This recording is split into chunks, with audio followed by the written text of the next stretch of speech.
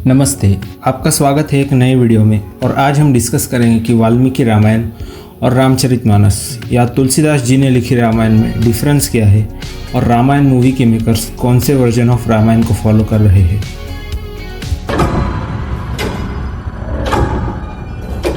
आज तक जो आप लोगों ने शोज़ और टीवी सीरियल देखे हैं वो रामचरितमानस से इंस्पायर्ड थे, जो कि तुलसीदास जी ने लिखी है।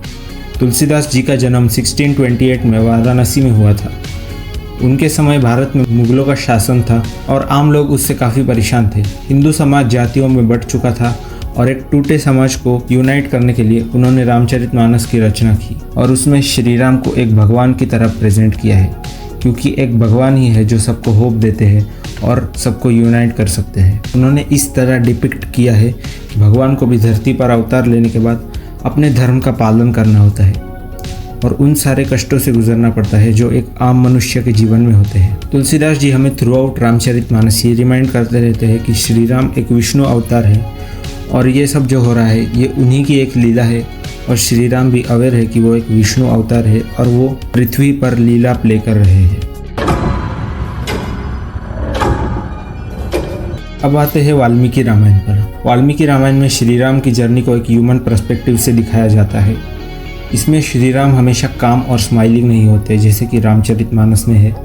हमें श्री राम के काफ़ी सारे इमोशंस देखने को मिलते हैं, जैसे कि क्रोध, दुख, थकान और एक आम इंसान जैसे कन्फ्यूजन। वाल्मीकि रामायण में श्री राम के लिए एक शब्द का उपयोग किया गया है, मर्यादा पुरुषोत्तम, जिसका अर्थ है सबसे श्रेष्ठ पुरुष, द परफेक्ट ह्यूमन बीइंग। यह वाल्मीकि जी हमें बताते हैं कि श्री राम एक मर्यादा पुरुषोत्तम होते हुए किस तरह अपने जीवन में धर्म का पालन करते हैं। वाल्मीकि जी हमें ये तो बताते हैं कि श्री राम एक विष्णु अवतार है और यहाँ उन्होंने श्री राम की स्टोरी को एक ह्यूमन जर्नी की तरह लिखा है। वाल्मीकि रामायण में श्री राम खुद को एक ह्यूमन बीइंग कंसिडर करते हैं और ये खुद राम जी कहते हैं। जब रावण का वध करने के बाद सारे देवता जब आकाश में गैदर होते हैं राम जी को प्रेज करने के लिए, तब राम जी कहते हैं आत्मम मनुष्यम मान्ये रामम दशरथजम, जिसका अर्थ है I consider myself to be a human being, Ram the son of Dasharath.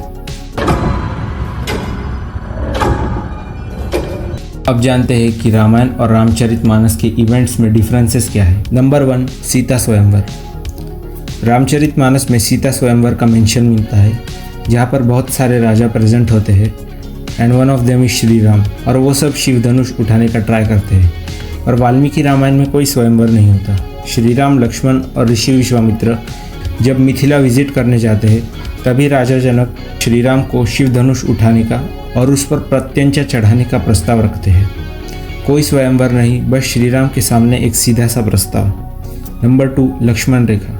हमें लक्ष्मण रेखा वाल्मीकि रामायण में देखने को नहीं मिलती। रामचरितमानस में हमें लक्ष्मण रेखा का कॉन्सेप्ट देखने को मिलता है, पर अरण्य कांड में नहीं, लेटर ऑन लंका कांड में, जब मंदोदरी रावण को ताना मारते हुए कहती है कि तुम एक ऑर्डिनरी सी लाइन क्रॉस नहीं कर पाए जो लक्ष्मण ने बनाई थी। Number 3, arrival of Parshuram. Ramcharitmanas में जब श्री राम शिव धनुष तोड़ते हैं तभी परशुराम जी वहाँ स्वयंवर में आ जाते हैं, पर अकॉर्डिंग टू वाल्मीकि रामायण जब चारों भाई राम, लक्ष्मण, भरत और शत्रुघ्न अपने विवाह के बाद राजा दशरथ और उनकी आर्मी के साथ मिथिला से अयोध्या लौट रहे थे, तब परशुराम जी वहाँ आते हैं और वहाँ पर राम परशुराम युद्ध होता है, जैसे कि हमें रामायण के इस रामा ग्लिम्स में देखने को मिला था। और ये एक्स जो आप देख रहे हो ये परशुराम जी का एक्स होगा और ये सीन राम परशुराम युद्ध का सीन है।